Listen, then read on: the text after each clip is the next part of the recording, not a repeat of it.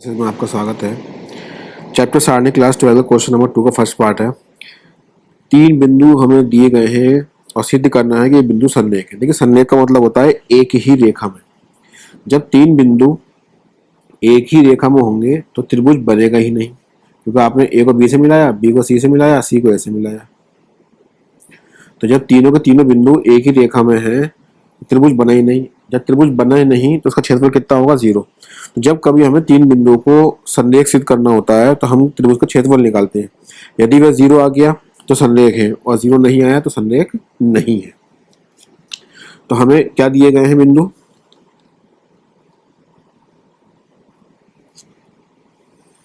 8 -1 4 7 6 3।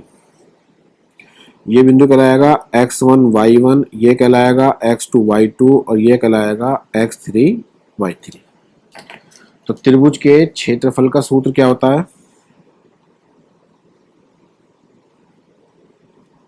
त्रिभुज के क्षेत्रफल, त्रिभुज का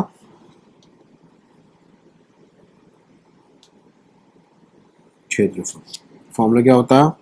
डेल्टा इज इक्वल टू 1/2 सारणिक में x1 y1 x2 y2 और x3 y3, और यहाँ क्या होता है? 1 1 1। अब इनके मान लगाइए आप। Delta is equal to 1/2, x1 का मतलब 8 -1, x2 का मतलब 4 7, x3 का मतलब 6 3 1 1 1। अब क्या करना पड़ेगा हमको? सारणी का प्रसार। तो प्रसार करने का क्या तरीका होता है? इसके लिए हमें चिन्ह पता होना चाहिए।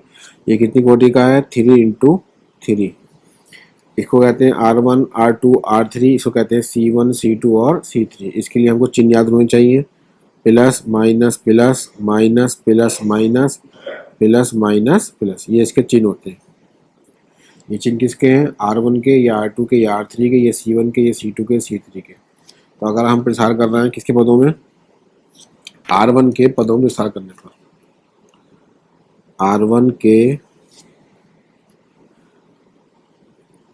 पदों में, इसको विस्तार प्रसार एक्सपेंशन कहते हैं।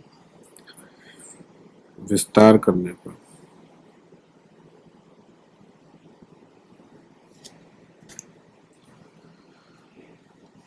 तब हमारा डेल्टा इज इक्वल टू 1/2। देखिए, ये तो आपका ऐसे ही रहेगा एज इट इज। अब क्या होगा? इस 8 के लिए इसकी सीध के जो अवयव होंगे पंक्ति के स्तंभ के, वो नहीं आएंगे। ना तो ये आएंगे ना ये आएंगे। क्या आएगा फिर? 7 1 3 1, ये हो गया R। अब माइनस फॉर्मूले में आएगा और 1 -1 ये है। अब इस पद के लिए ना तो ये पद आएंगे ना ये पद आएंगे। क्या आएगा फिर? 4 1 6 1। अंत में क्या होगा? प्लस का 1। इस पद के लिए ना तो ये आएगा ना ये आएगा। क्या आएगा आपका? 4 7 6 3। ठीक है। अब क्या बन गया? ये 3/3 से 2/2 में कन्वर्ट हो गया। इसको सरल कीजिए। अब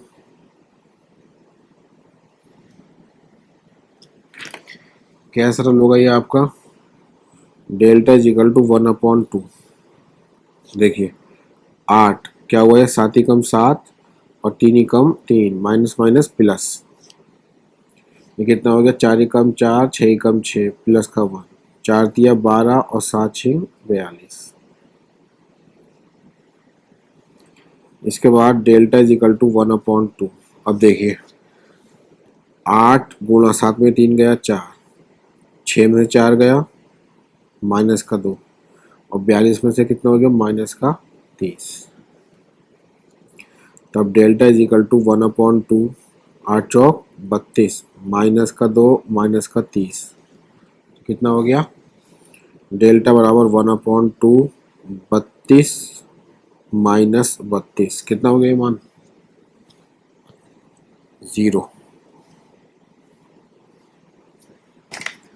कितना हो गया ये? डेल्टा बराबर 1/2 0, यानी कि डेल्टा बराबर 0। क्योंकि त्रिभुज का क्षेत्रफल शून्य है इसलिए दिए गए बिंदु संरेख है। अतः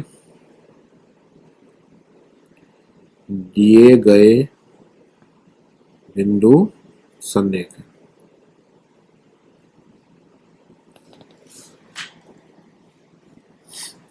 एक बार आप और देख सकते हैं पूरा सॉल्यूशन।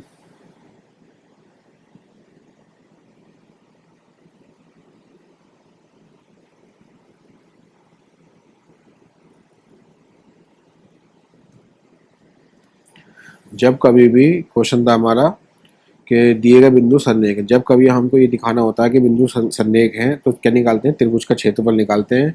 अगर उसका मान शून्य आता है तो बिंदु संरेख होते हैं, अन्यथा नहीं। इस वीडियो में केवल इतना ही। अगले वीडियो में फिर मुलाकात होगी। धन्यवाद।